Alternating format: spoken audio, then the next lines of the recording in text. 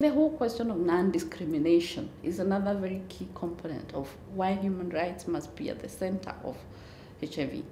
A lot of times when people know their HIV status and maybe disclose, then there is a whole range of violations that happen and discriminatory acts that are directed at them.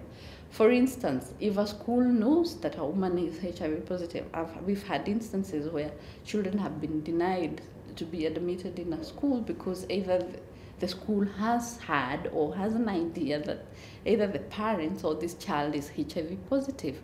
That is a violation of a basic human right, the right to education. That is discrimination on the basis of perceived or known HIV status.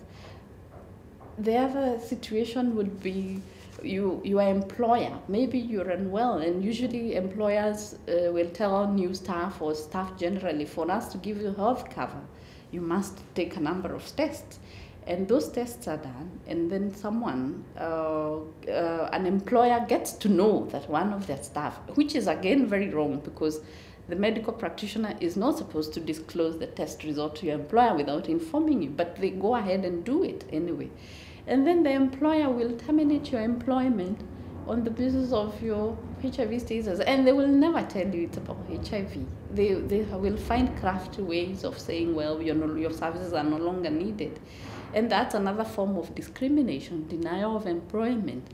People who want to get married, the religious leaders say, we cannot marry you until you come with a HIV test result, that go get tested, and then we will decide whether to marry you or not based on your status. That's discrimination.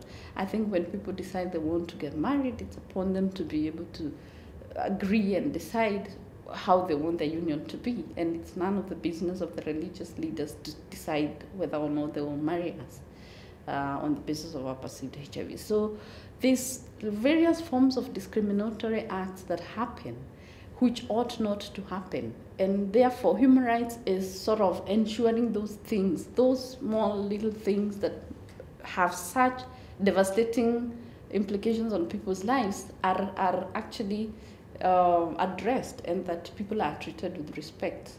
So for me, I would say human rights, until we actually adhere to some of these basic human rights principles, you're not going to have people coming to test, you're not going to have people then coming to have treatment.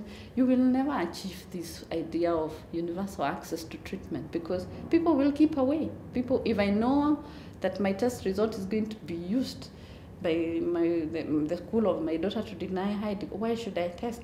If I know that I'm going to be thrown out of my home by my relatives, why should I test? If I know my employer is going to lay me off, why should I test?